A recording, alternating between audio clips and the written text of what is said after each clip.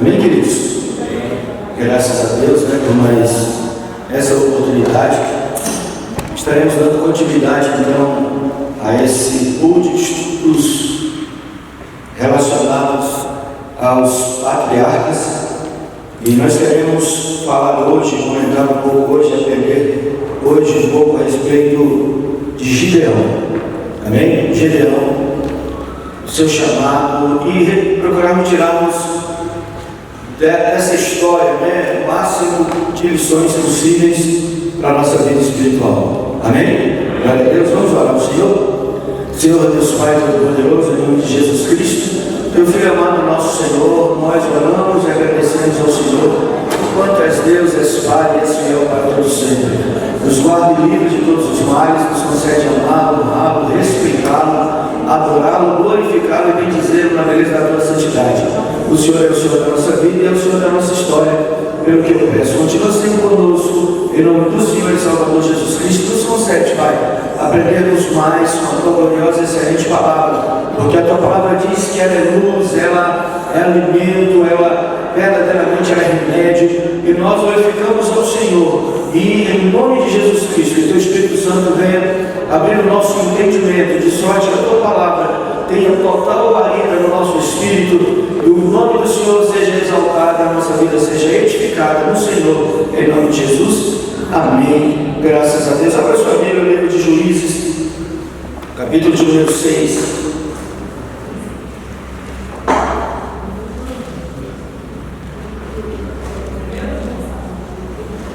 Juízes, capítulo de número 6.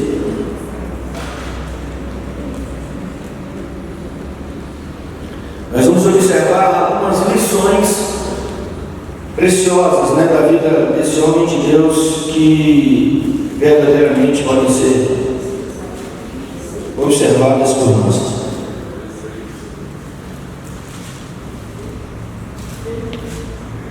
Glória a Deus. Diz assim, Juízes 6, versículos 11 e 12. Diz assim: Então veio o anjo do Senhor e assentou-se debaixo do carvalho que está em Ofra, que pertence a Joás, a Biezrita, e Gideão, seu filho, estava malhando o trigo no lagar, para o pôr a salvo dos midianitas.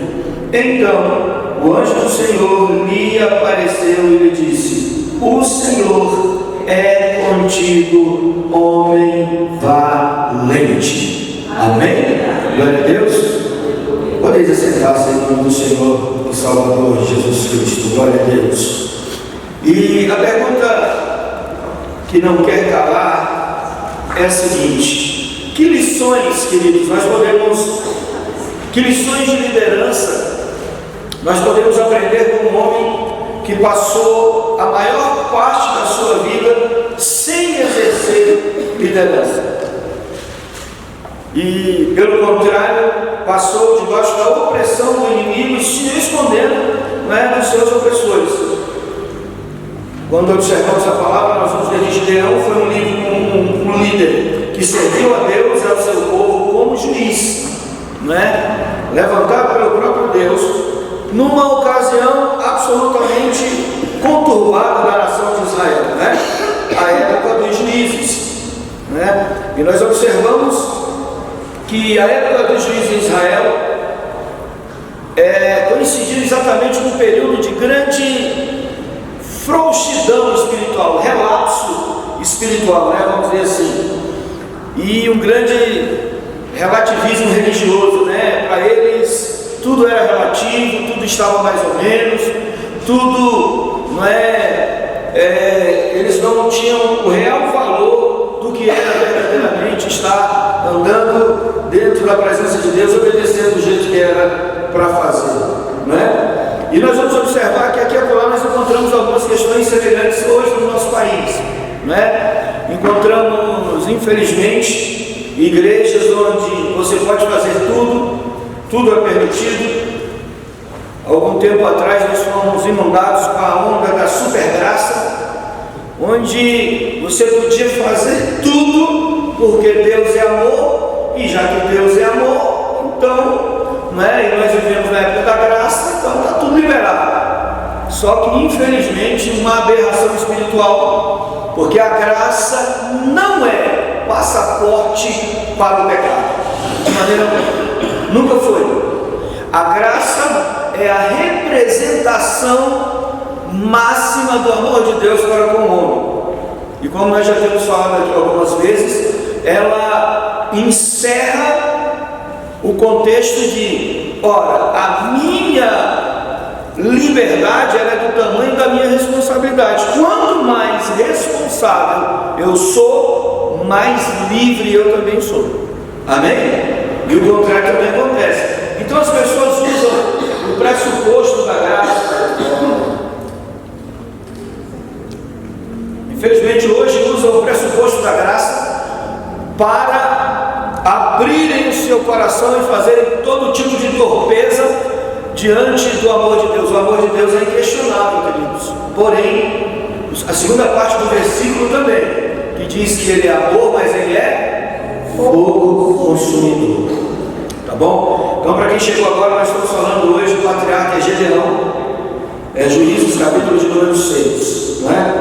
Então, o que acontecia? Israel vivia um caos moral e espiritual. E quando você olha a história dos juízes, você vai ver que tem o mesmo padrão, não é? O povo pecava, se afastava de Deus, apanhava, se humilhava, clamava a Deus, Deus mandava um outro juiz, o juiz, enquanto o juiz era prevalecente, o povo vivia na bênção, mas o juiz morria, o povo pecava, ia para taca, levava taca, até dizer chega, se humilhava diante de Deus, Deus cheio de misericórdia, levantava outro juiz. Nós não precisamos passarmos por isso. Amém? Amém. Glória a Deus. Nós não precisamos disso, né? A palavra do Senhor diz que tudo aquilo que foi escrito no Antigo Testamento era sombra das coisas que haviam de vir. Então, queridos, foi escrito para o nosso ensino e não para que nós copiássemos o erro. Pelo contrário, foi para que nós aprendêssemos, não é? Então, e volto mais uma vez à questão da liberdade e da responsabilidade. Se eu tenho um chamado de Deus, e eu sei que eu tenho uma responsabilidade que é intrínseca ao meu chamado. Ora, eu não preciso de alguém ficar no meu pé, meu irmão. Ministério Terra Prometida é um ministério independente. Imagina se nós, como pastores da igreja, dependêssemos de alguém para estar no nosso pé dizendo o que era para nós fazermos. Onde é que a igreja estaria? Então, o chamado, a responsabilidade é intrínseca ao chamado, não é? Então nós sabemos que temos uma responsabilidade com a obra de Deus. Nós sabemos que temos uma responsabilidade para com Deus. Nós sabemos que temos uma responsabilidade para com vocês, para com os discípulos. De outra sorte, imagina como não seria, né? E infelizmente a gente sabe que isso acontece por aí, né? A grande quantidade de torpezas, pastores reinando, não é nem pastoreando, reinando, absolutos, como se a igreja fosse algo particular deles, onde eles estabelecem regras pessoais que não tem nada a ver com Bíblia, não tem nada a ver com o ensino bíblico, e infelizmente tem pessoas que ainda seguem, não é? Então, queridos, é muito importante que nós entendamos isso. Nós temos um chamado, sim ou não? Você tem um chamado ou não? Sim ou não? Todos nós temos um chamado, aleluia, e a responsabilidade é intrínseca. O chamado, ele traz consigo essa responsabilidade, tá certo? Então, assim, Deus é misericordioso para conosco. Nós somos pastores sobre de vocês têm outros pastores, vocês têm uma supervisão, vocês têm líderes, não é? Vocês são líderes. Olha a misericórdia de Deus no que diz respeito a isso. Porém, contudo, todavia, entretanto, não obstante o fato dessas circunstâncias, eu preciso entender que eu tenho responsabilidades que precisam serem observadas. Glória a Deus. Amém? Então a nação israelita vivia um caos moral e espiritual. tendo experimentado pelo menos 9 estados de apostasia e 5 guerras civis que aconteceram dentro da própria nação de Israel, que juntos ajudaram a marcar períodos de caos e de afastamento verdadeiramente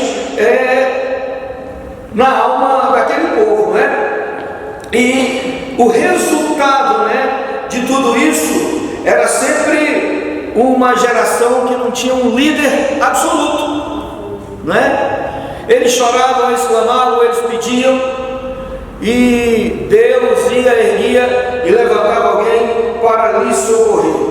E eles tinham uma maneira de agir. Agora a pergunta é: mas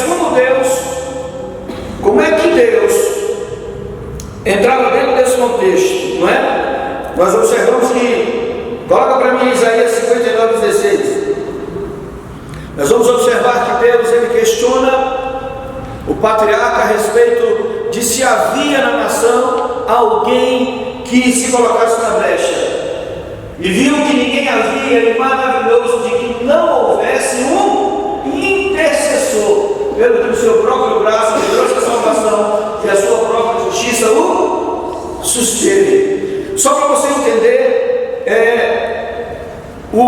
como era o amor de Deus, a intervenção de Deus dentro desse contexto, e o interesse do próprio Deus para que verdadeiramente o povo andasse e servisse como era para ser, Agora, quando nós observamos aqui o caso de Gideão, nós vamos observar que Deus encontrou alguém que aos olhos naturais era alguém fora do contexto, sim ou não? Porque o camarada estava em primeiro lugar escondido, Ele estava, por que ele estava escondido, pessoal? Porque ele estava com medo. A Bíblia diz que por anos eles esperavam o povo plantar, colher, fazer tudinho, e quando estava tudo no ponto de colher, eles chegavam, roubavam tudo que eles tinham e vazavam. Então, aquele homem, ele já estava numa situação assim: cara, eu vou ter que dar um jeito aqui, que eu não posso ficar mais sem esses alimentos, a gente não pode mais ficar do jeito que está. Então a única maneira que ele achou foi o quê? Se esconder, a ponto de querer malhar trigo no lagar. Lagar não é lugar de malhar trigo, lagar é lugar de pisar uva, Porém, como ele requer uma estrutura um pouco mais fechada, então ele encontra isso como uma solução paliativa dentro do contexto que ele precisava, Então nós vamos observar que dentro desse contexto Deus achou um sujeito medroso, acanhado, chamado Gideão, cuja alma era pequena e suas expectativas sofríveis, Vou ficar aqui escondido, porque escondido pelo menos eu guardo o que é meu. Quando eles vierem roubar, eles vão roubar os dos outros, mas no meu ele não vai roubar, Quando eles vierem, eu vou conseguir. Agora olha só que coisa terrível. Esse povo era o povo de Deus. Esse povo eram os crentes da época. Esse povo era o povo de Deus, amados. E eles estavam tendo sobre a sua vida as consequências do seu pecado. Ei, quero abrir uma adenda. Olhe para mim. Pecado tem consequências. Deus ama o pecador, mas aborrece o pecado. Um dos maiores erros que o homem pode cometer na atualidade é achar que ele vai fazer o erro, ele vai cometer o erro, e Deus na hora vai dar um jeitinho. E Deus na hora vai simplesmente deixar passar para lá. Mas não adianta, pecado tem consequência, e elas são imprevisíveis. Isso é que torna o negócio pior ainda. Algumas pessoas às vezes pegam e acham assim: às vezes acham até calcular, vou fazer assim, tal, assado, e desse jeito vai acontecer assim. Aí eu peço e falo para o meu pastor, peço para ir embora, peço para sair, de que vou assumir as consequências, de que eu já sei que está tudo certo. Oh meu Deus, não é assim que funciona. Não é assim que funciona. Não tem como se calcular o nível de consequência. Nós temos um caso clássico, Davi. Olha a consequência daquele homem que era segundo o coração de Deus. Agora eu te falo, o homem que era segundo o coração de Deus, meu irmão, levou uma taca daquela. Imagine nós. Imagine nós. Tá bom? Mas a nossa palavra aqui não é sobre pecado, é sobre Gideão. Então veja bem, Gideão, num significado secundário do nome, a gente poderia dar o nome para ele de guerreiro, né? Guerreiro. E foi encontrado em uma circunstância de medo, acuado pelo inimigo. Não sei se você já viu alguém limpando o trigo se limpa batendo no chão. Não é isso antigamente, né? Porque hoje não é mais assim, né? E tinha que ser no lugar aberto. Porque à medida que você ia batendo, você ia liberando aquilo que não era trigo, e as falhas iam caindo, até que você conseguisse verdadeiramente levar para um lugar mais específico, que era no aberto. Então ficava muito, ficava no descoberto quando o inimigo queria chegar, e eu acredito que eles ficavam só de olho, mas na hora que eles forem mexer no trigo lá, é agora que eu vou aproveitar e vou entrar lá e vou tomar novamente aquele trigo dele. De sorte que o que nós podemos observar é que tudo isso levou uma nação inteira, preste atenção, levou uma nação inteira a ficar subjugada. Olha a consequência do pecado, irmãos, não é? A nação inteira teve que pagar o preço de ficar sem o seu alimento, de ficar sem a sua provisão, de ficar sem verdadeiramente ter o benefício do seu trabalho. E eu até faço uma revisão na falta disso, porque essa palavra aí, Gideão, tem tudo a ver com o pecado, não é? Porque eles só chegaram nessa circunstância por causa do pecado, não é? E hoje não é diferente. Hoje não é diferente, não é? Pecado continua sendo pecado, Satanás continua sendo Satanás. É bem verdade que muitos crentes não querem ser crentes e por isso brincam de serem crentes, mas nós vamos observar que toda vez que isso acontece, algumas coisas terríveis acontecem na vida de um homem. A grande questão, amados, é que Deus encontra esse homem e mais ou menos como aconteceu comigo e contigo, Ele nos comissiona, não é? Eu não sei como é que você estava quando Deus te encontrou. Eu estava mais ou menos nessa situação aqui, acuado, com medo, não é? Filho único. E na ocasião que eu estava, por causa do meu envolvimento com macumba, com obra de feitiçaria, bruxaria, tudo aquilo, eu me encontrava dentro de um contexto onde eu não via da minha parte crescimento, eu não vislumbrava o futuro, eu não conseguia enxergar nada lá pela frente, embora nunca tivesse reprovado um ano sequer na escola, mas o meu futuro estava obscuro, não é? E é assim a vida do homem que está fora da presença de Deus. Eu não sei se contigo foi assim, eu não sei se Deus te encontrou no momento que você era o cara, tudo na sua vida estava mil maravilhas, você estava excelente. Eu acredito que não é? Foi da mesma forma que aconteceu com o Gideão. Eu nunca tinha liderado nada, eu não sabia o que era liderança, eu não sabia o que era estar na frente de nada, a não ser a minha própria vida, a minha vivência. A grande questão é que Deus me encontrou. A minha pergunta a você: Deus te encontrou? Aleluia, glória a Deus. Então valorize isso em nome do Senhor e Salvador Jesus Cristo.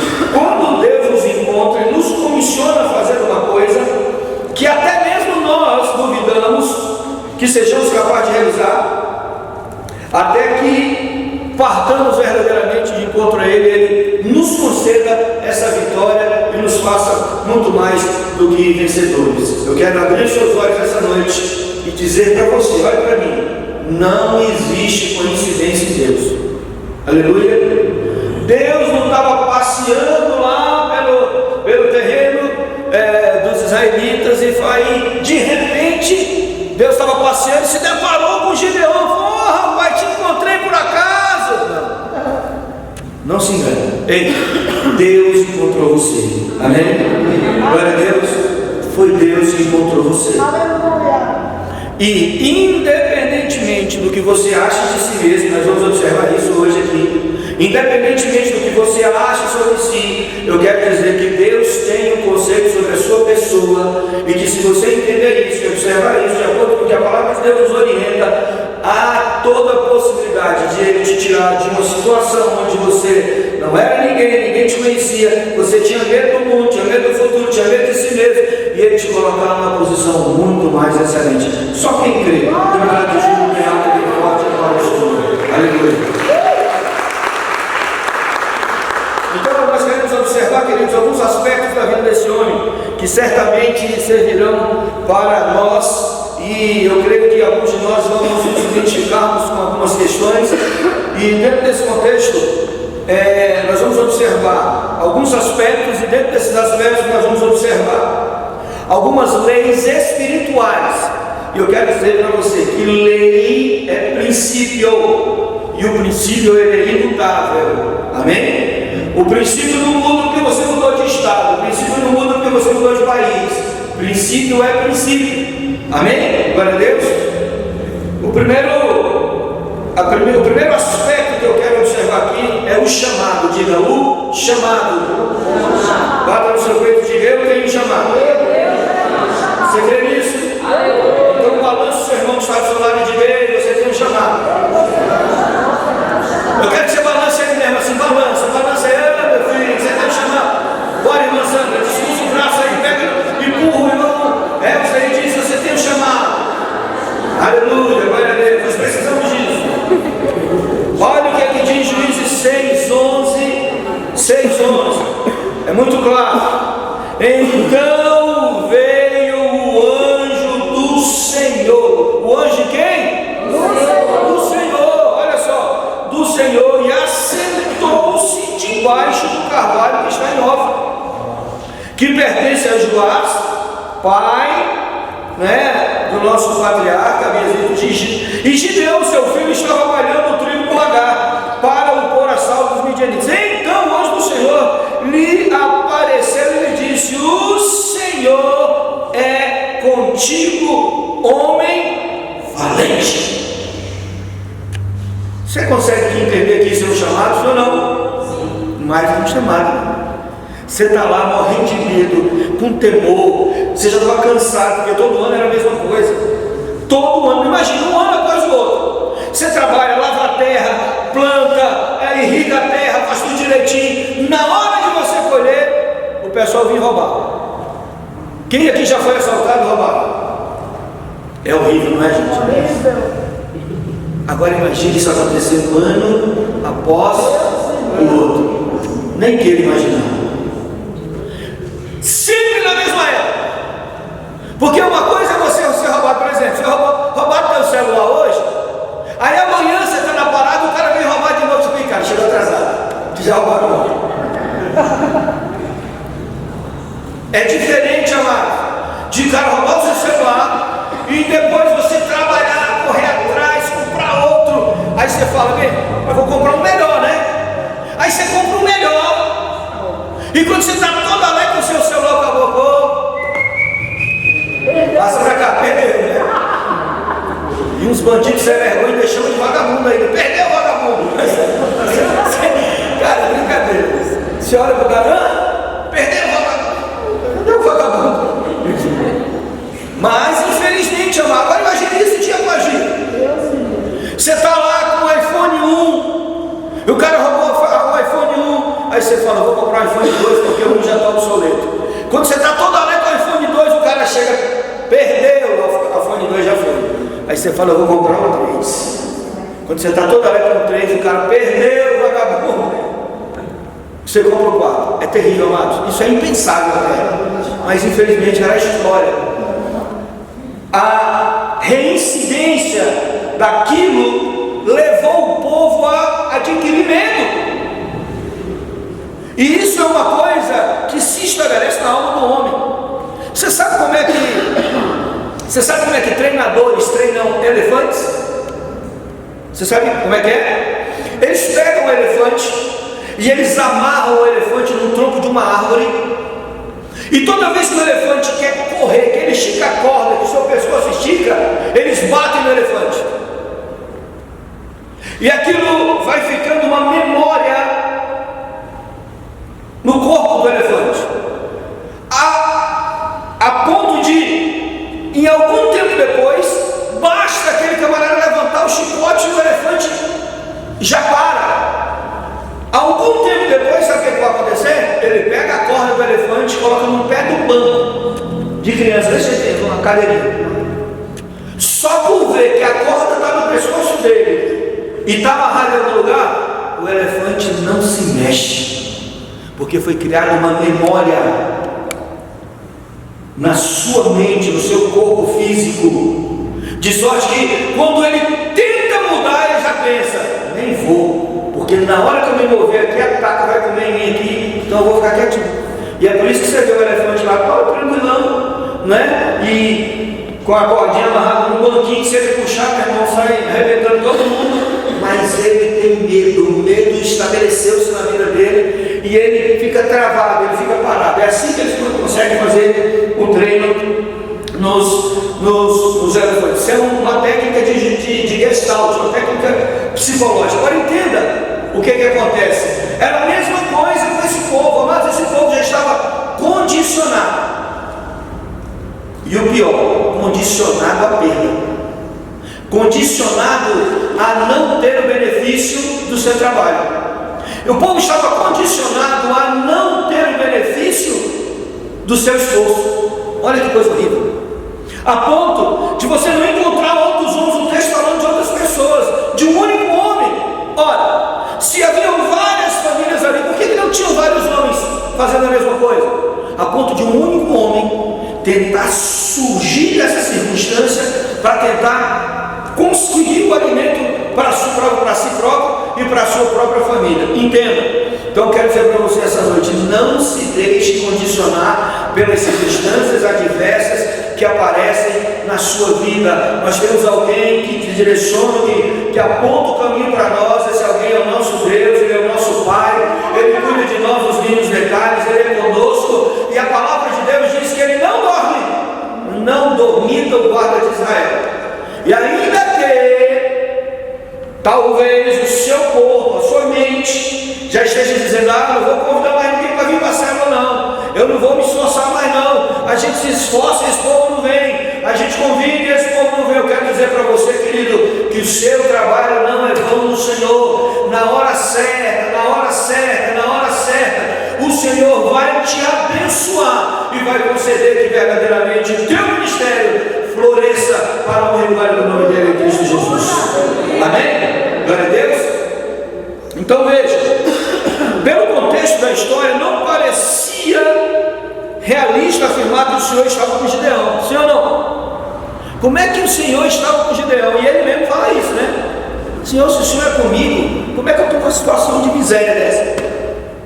Se o Senhor é comigo, como é que eu estou numa situação dessa? Eu estou escondido, eu estou tendo que malhar, eu estou tendo que esconder para ver se eu consigo ter pelo menos o alimento da minha família. Isso não é característica de quando Deus está com alguém. Ei, essa pergunta eu sei que muitas pessoas se fazem, sim ou não? Deus, se o Senhor é comigo, por que essas coisas estão acontecendo? Mas o próprio Deus, Ele demonstra claramente a Gideão que Ele é com ele. Ei, eu quero te dizer uma coisa, o nosso Deus é conosco, o seu Deus é contigo. Glória a Deus. Aleluia. Existe um Deus que cuida de nós nos mínimos detalhes. Isso não é conversa fiada, isso não é história de carochinha, isso não é história de alguém que quer simplesmente que você acredite, não. Isso é uma realidade. Aleluia, glória a Deus, graças ao Senhor. Vamos lá. Então apareceu e disse, o Senhor é contigo, homem valente. Eu acho que ele falou, valente como? Eu estou escondido, eu estou com medo, como é que eu sou valente? Eu estou aqui porque eu não tenho coragem de enfrentar o inimigo, como é que eu sou valente? Mas eu quero te dizer, independente de qualquer coisa, o Deus que te criou, o Deus que te fez, Ele sabe do potencial que você tem. Aleluia. eu te falar uma coisa: você não é o que você acha que você é. Você não é o que as pessoas dizem que você é. Você é aquilo que Deus diz que você é. Aleluia! Glória a Deus! Ei, amado, deixa eu te falar uma coisa, querido. A obra de Deus não é feita por quem é bonito, alto, por quem é catedrático, por alguém que tem vários diplomas na parede. A obra de Deus é feita por alguém que se coloca à disposição. Aleluia! Glória a Deus! Então nós vamos observar, diante disso nós vamos observar algumas lições que são importantes. A primeira delas, não é? A primeira lição que nós observamos dentro do chamado. Eu estou falando só de chamado, né? Dentro do chamado, a primeira lição que nós observamos aqui: Deus enxerga a nossa realidade de um modo diferente do que nós a vemos. Aleluia! Glória a Deus! Tem algum diácono para me arrumar aí uns lenços ali de papel ali?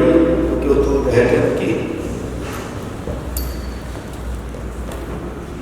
Vira para o seu irmão e diga: Deus te vê. Melhor, diga assim: Deus te enxerga.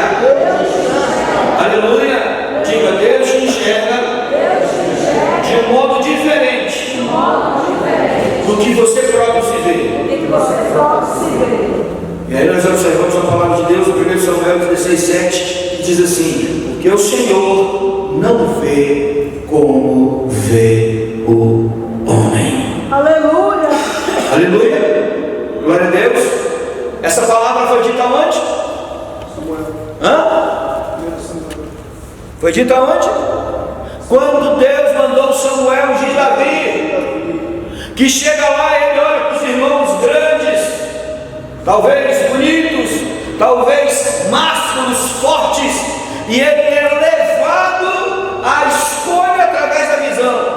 E o Senhor falou: meu filho, você está enganado. Os meus guerreiros são estabelecidos e vistos pelo que eles têm por dentro, e não pelo que eles têm por fora. Glória a Deus. Ei, sabe o que Deus está dizendo para você hoje? Que você é muito mais do que você pensa, e que você tem muito mais do que você acha, que o Senhor pode usar muito mais do que você já foi usado, e nunca se sinta diminuído diante da obra, no desafio, por absolutamente ninguém, nem pelo que você é, nem pelo que você faz. Não adianta eu ser industrial, ser milionário e não ter o chamado de Deus na minha vida. Não adianta eu ser médico, dentista, engenheiro e não querer saber de Deus. Não adianta. O que adianta é eu ser um homem, uma mulher que entendeu o chamado de Deus e que aceitou esse chamado e que se coloca na presença dele, dentro de qualquer dificuldade.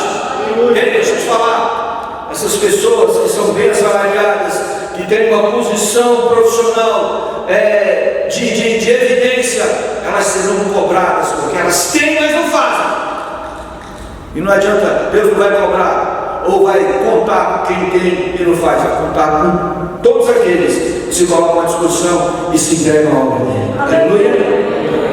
Vira o seu irmão e diga: rapaz, tu é grande, hein? Diga ele: parabéns para você. Diga assim: rapaz, Deus te chamou. E quando Ele chama, olha para mim, deixa eu te falar. Olha para mim, quando Deus chama, Ele capacita. Aleluia! Glória a Deus! Ele capacita. Pronto? Glória a Deus! Então, a primeira lição que nós vemos é do chamado. Deus enxerga a nossa realidade de um modo diferente do que a vemos, porque o Senhor não vê como vê o homem. É verdade. Segunda lição: Deus nos observa e está conosco. Aleluia! Aleluia. Glória a Deus. Vire seu irmão e diga: Deus nos observa e Ele está conosco. Amém, queridos? Ei, olha para mim: Deus está conosco. Aleluia! Queridos, Deus está conosco. Aleluia! Nós não estamos brincando de fazer igreja, nós não estamos brincando de fazer célula, não, meu irmão. A gente poderia estar agora debaixo daquele edredom quentinho, ter tomado uma sopinha agora e estar lá debaixo dos colchões. É pior, né? É difícil, aí é ruim.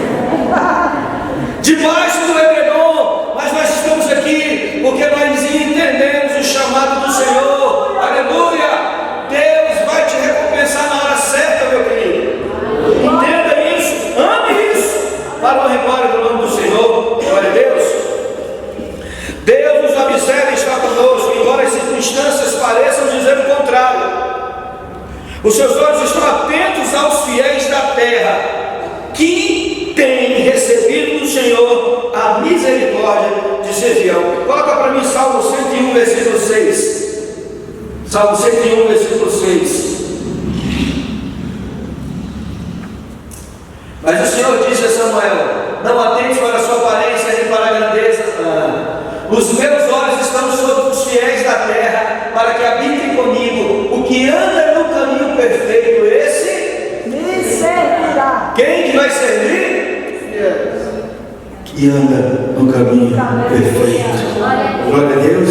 Ei, Deus te chamou. Amém. Ei, querido, Deus te chamou. Amém. Ei, Deus te chamou. Amém. Em detrimento de qualquer coisa, Deus te chamou. Aleluia. Isso é motivo de nós fazermos festa a Ele. Festa a Ele, festa a Ele. Porque verdadeiramente Ele nos chamou. Glória a Deus. Coloca aí, em nome do Senhor e Salvador Jesus Cristo, 1 Coríntios 7, 25.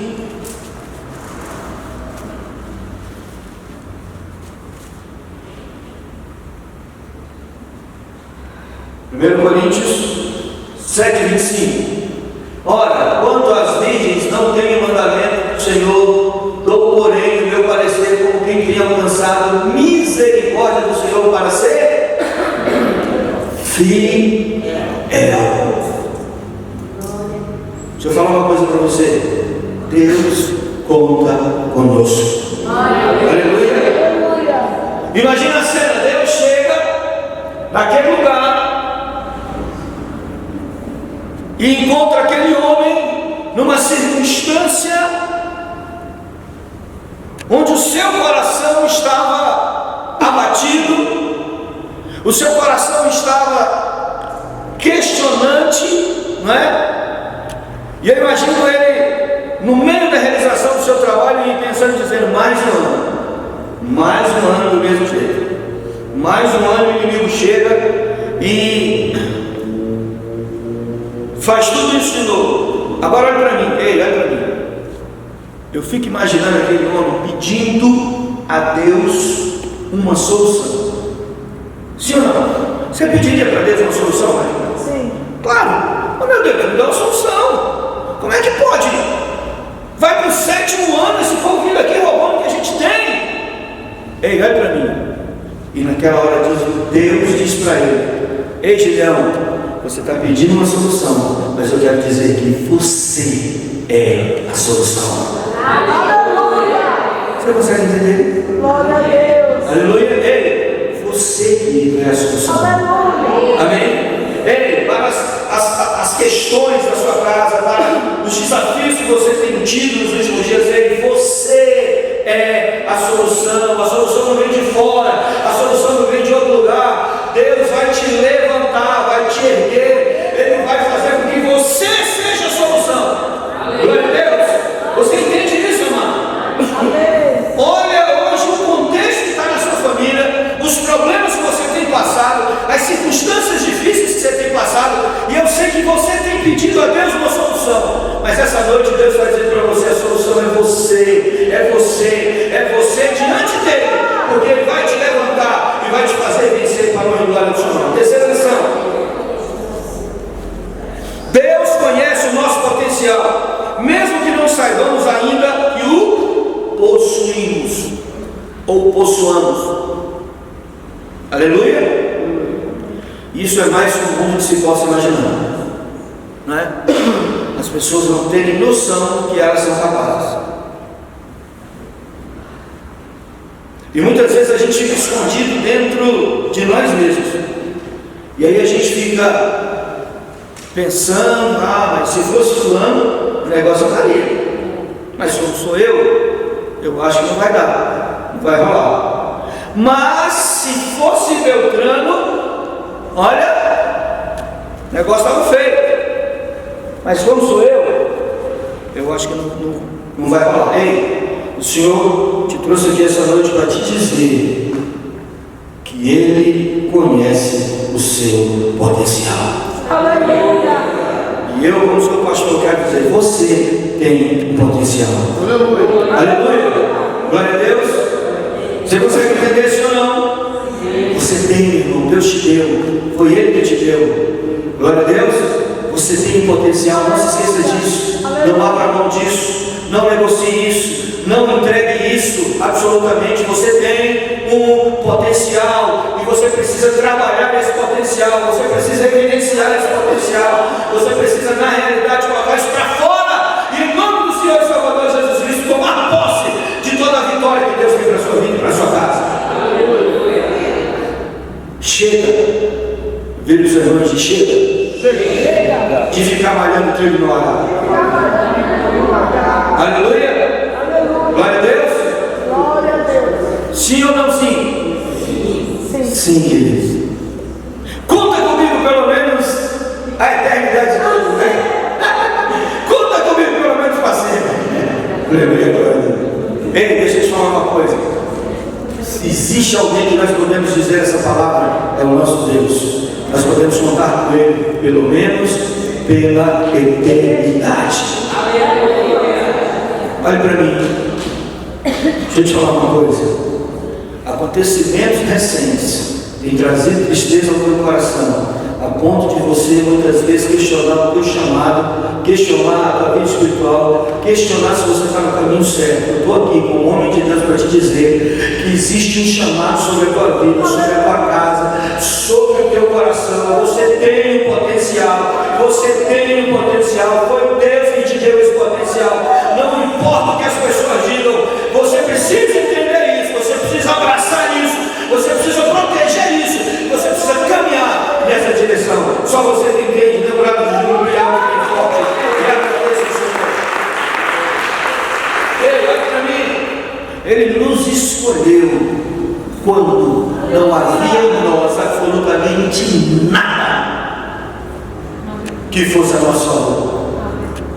Eu não sei você, mas em mim não tinha. Em mim não tinha.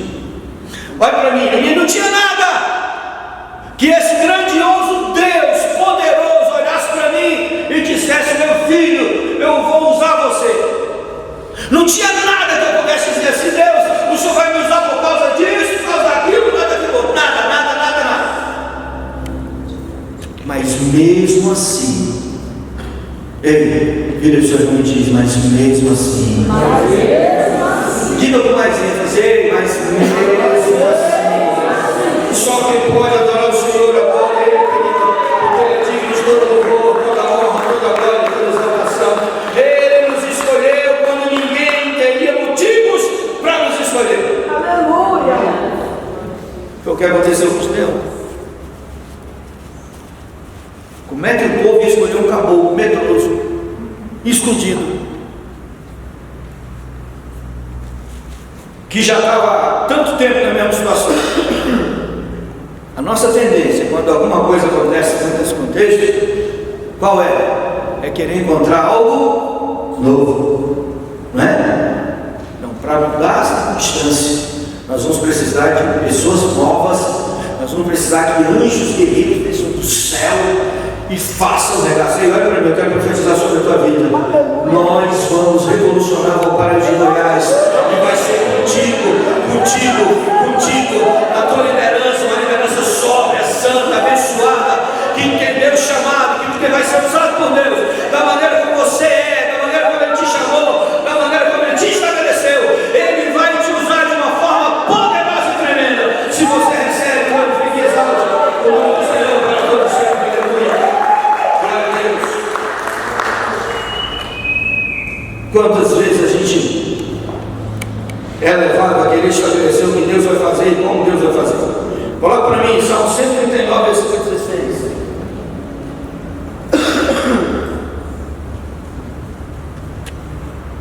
Salmo 139, versículo 16.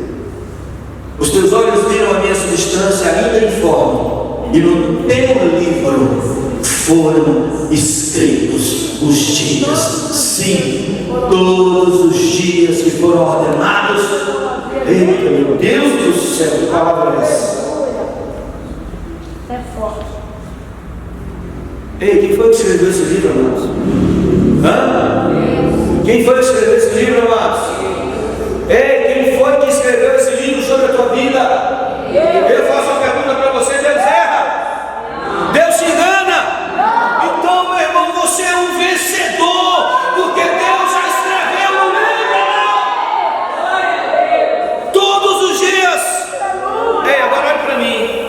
Porque não dá é para continuar malhando o trigo do lagar.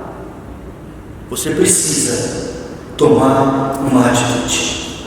Aleluia. Você precisa tomar uma atitude. Porque o chamado você já tem, e você sabe. Pergunte, você tem dúvida do seu chamado? Pergunte aí. Se tiver, meu irmão, vem aqui que eu quero te dar um abraço e orar por você. E dizer, meu irmão, que tu já está arraigado, não tem mais o que fazer, não tem mais como sair. Aleluia. Olha só. Os teus olhos viram a minha substância aí de fora. Você não era nem feto ainda. Olha lá. E no teu livro foram escritos os dias, sim, todos os dias que foram ordenados para mim, quando ainda não havia nem um deles. Aleluia. Não sei se você está entendendo, amados, o que Deus está falando com você essa noite. Ei, já estava escrito a teu respeito. Ei, já estava escrito, foi Ele que escreveu. Apóstolo, o que eu tenho que fazer então? Eu tenho que entrar dentro da minha realidade que Deus fez para mim, e não ficar buscando realidade externa baseado no que as pessoas falam a meu respeito. O que eu preciso é buscar a realidade de Deus para minha vida, e caminhar nela, e perseverar nela, e andar nela, e insistir nela, e continuar nela, porque lá na frente eu vou ter um encontro com a vitória que Deus já reservou para mim. Já reservou. Pega na mão do seu irmão e diz: ei, Deus já reservou para você, meu irmão. Não vai fazer não, já está feito. Glória a Deus. Aleluia. Graças ao Senhor. Então deixa eu te falar, quando você levantar de manhã meio borocochô, e o inimigo começar a lançar abobrinha na tua mente, e tu começar a querer aceitar essas porcarias, traga a palavra na tua mente, no teu coração. Traga esse salmo aqui, ó, 139:16. Tu vai dizer: olha, diabo, olha, cão, a minha vida já foi determinada pelo meu Deus, já está escrito. Eu vou só agora caminhar de encontro a esse propósito. E aí a igreja tem um papel preponderante nesse contexto. Quando a igreja é do Senhor, não é? Por quê? Porque ela reúne os santos. E um tem salmos, o outro tem louvor, o outro tem palavra, o outro tem adoração, e a gente vai se edificando mutuamente. Entenda isso. É fiel, Pai, aleluia. A gente vai andando e às vezes a gente encontra, pede a Deus, clama a Deus por um emprego. E se você não vigiar, esse emprego é o motivo de você cair. A gente pede a Deus um casamento, se você não vigiar, o casamento é o motivo de você cair. A gente pede a Deus tantas coisas, e a gente se esquece de pedir a Deus que nós precisamos estarmos no centro da sua vontade. Amados, o melhor lugar para se estar é o centro da vontade de Deus. Pré-batido e ponto virado. Amém? Aleluia. Porque quando você está no centro da vontade de Deus, pastor, alguém pode até querer, alguém pode até tentar, alguém pode até falar, alguém pode até se mover, mas o que prevalece é a palavra e a vontade do nosso Deus. Aleluia. Está lá, que dormiu na batida, escondido, a gente tinha abaixado, olhava.